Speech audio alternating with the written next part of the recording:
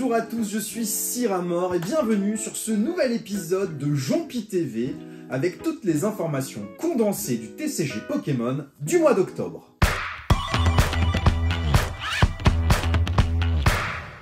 La première information concerne la carte promotionnelle du magazine CoroCoro qui va être distribuée prochainement. Cette carte promotionnelle sera une carte de Latias. La carte sera illustrée par HNCL.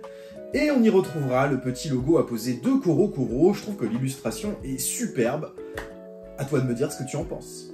Pour la suite, le 27 octobre, au Japon, va sortir les packs Gym Promo. Tu sais, ces petits boosters de une carte que tu reçois avec une carte promotionnelle lorsque tu participes à des tournois au Japon. Eh bien, le prochain set va sortir. Il comportera 7 cartes. Je t'affiche des exemples à l'écran. On va avoir une carte X qui sera Gigancelle et les autres cartes seront des cartes communes ou peu communes, certaines déjà éditées sur Ancient Row et Future Flash, donc la série Faille Paradox qu'on va avoir en France très prochainement, et d'autres sont des illustrations exclusives à ce set promotionnel. En plus des sets promos inclus dans les packs, il y aura une 8e carte qui sera distribuée à tous les participants des tournois. Il s'agit de la carte de Poppy. Alors la prochaine série Pokémon qui sort en France, c'est Faille Paradox. Elle sortira le 3 novembre 2023 en date officielle. Donc on est le 21 octobre, tu t'imagines bien que très prochainement, il va y avoir des premiers leaks dans les carrefours ou autres magasins qui vont les lâcher plus tôt. Mais le fait est que cette série est un mix de deux séries japonaises, Ancient Roar et Future Flash. Et ces séries sortent le 27 octobre au Japon, donc dans moins d'une semaine. Et du coup, la totalité des cartes Ko, Unko et X du bloc ont été... de la série, pardon, pas du bloc, ont été révélées. Et ainsi, tout est disponible. Je trouve les informations que je te partage sur Pokébeach. J'ai pas inventé l'eau chaude, mais je te mets quelques exemples qui, moi, m'ont marqué sur cette nouvelle série à venir. On a par exemple Magnéton Poilu, qui, moi, me plaît beaucoup. Rugilune, qui a priori est un des Pokémon phares de cette nouvelle série. Je trouve que l'illustration est superbe et j'aime beaucoup le fait qu'il rajoute le logo en haut à droite pour dire que c'est un Pokémon du passé ou un Pokémon du futur. Ça nous rappelle un petit peu les 1000 points, points de fusion, points final qu'on avait sur le bloc épée et bouclier. Je trouve que c'est pas mal. On a ensuite un très joli Spinda illustré par Fukuda qui a fait toutes les cartes stars du bloc X. Cette illustration est une réussite. Un petit peu de Komiya aussi sur le set avec Terracool. On a également un Milobellus à tomber sur cette série qui arrive, ce sera une holo. Et en Extera Crystal, on va retrouver Salarsen. Moi j'aime beaucoup l'illustration, c'est 5-Band Graphics qui fait ça, c'est celui qui illustre beaucoup les cartes GX, X, toutes les cartes avec un design un petit peu plus informatique que ce qu'on a l'habitude de voir, mais je trouve que sur cette carte ça marche bien. Et enfin je te partage l'illustration des 2 boosters qu'on va retrouver au Japon à partir de la semaine prochaine. Pour la prochaine information, tu vas devoir passer un court-métrage avec Misterbe qui s'appelle Path of the Peak. En anglais, je n'ai pas la traduction française, mais peu importe, c'est un petit court-métrage dans un style assez particulier qu'on a vu passer beaucoup sur Facebook, sur Internet ces derniers temps. Eh bien, il va y avoir une carte promotionnelle de ce Misterbe. La promo va se trouver dans les kits marketing de Faille Paradox. Donc c'est un kit marketing qui est envoyé aux magasins qui vont revendre ça. Généralement, c'est envoyé aux magasins spécialisés. Et chaque kit contiendra 50 promos Misterbe.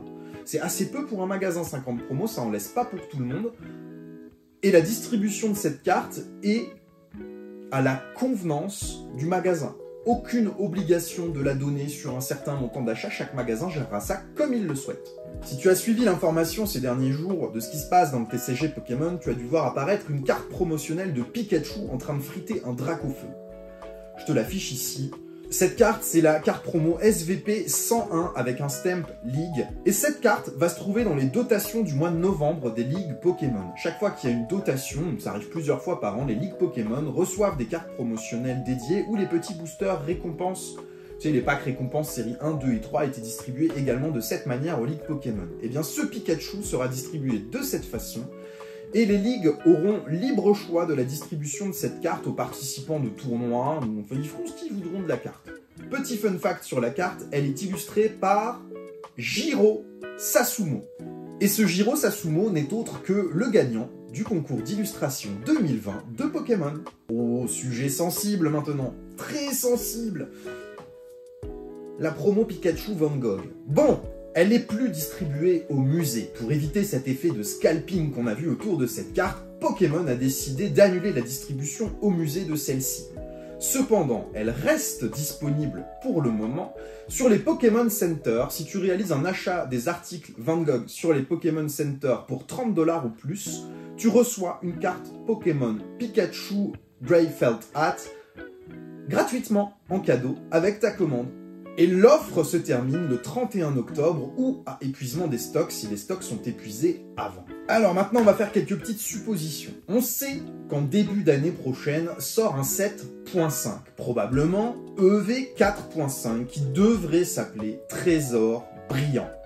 C'est un 7.5 qui va nous rappeler des légendes brillantes, qui va nous rappeler Destinée occulte, Destinée radieuse, un set où on devrait voir apparaître des shiny. Ce qui veut dire qu'on va voir apparaître les premières SAR shiny du bloc écarlate et violet, et également des cartes communes, peu communes, qui seront sans doute sur une rareté en shiny. On n'a pour l'instant aucune information officielle nous annonçant des cartes, aucun visuel, aucun leak, rien n'est disponible. Je t'affiche ce à quoi pourrait ressembler un Dracofeu SAR shiny sur la série. C'est pas moi qui ai créé cette illustration, je l'ai trouvé également sur PokéBeach, mais je trouve que ça pourrait tout à fait correspondre à ce qu'on pourrait y voir, en sachant que par exemple le Dracofeu Destinée occulte existait également en promo dans les coffrets Dracofeu. En version standard, il était en fond rouge, et la version shiny était disponible dans Destinée occulte. Figure-toi que pendant que je la tournais cette vidéo, les informations ont pop sur PokéBeach avec les premières révélations sur la série Shiny Treasure X qui aura le nom de Trésor Brillant en France, et je te laisse sur ces quelques petites images. Ouh, l'heure est grave, devinez ce qui vient de sortir comme information. Le prochain set Trésor Brillant vient d'être révélé en japonais. Voici l'illustration du booster de cette série, et je vais te laisser avec quelques petites cartes en illustration.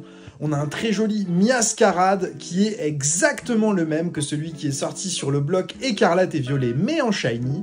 On a également un premier visuel sur les petites shiny, et le numéro en bas des cartes nous indique que ce ne sera pas un set à part comme on pouvait l'avoir sur Destinée occulte et radieuse avec un set en SV pour Shiny Volt. Ici ce sont bien des secrètes du set standard, et on a également la vision sur un premier Dracofeu shiny qui est le Dracofeu standard Terra Crystal en full art, mais pour l'instant seules quelques cartes sont révélées. On a hâte de découvrir les SAR de la série quand elles seront disponibles en shiny.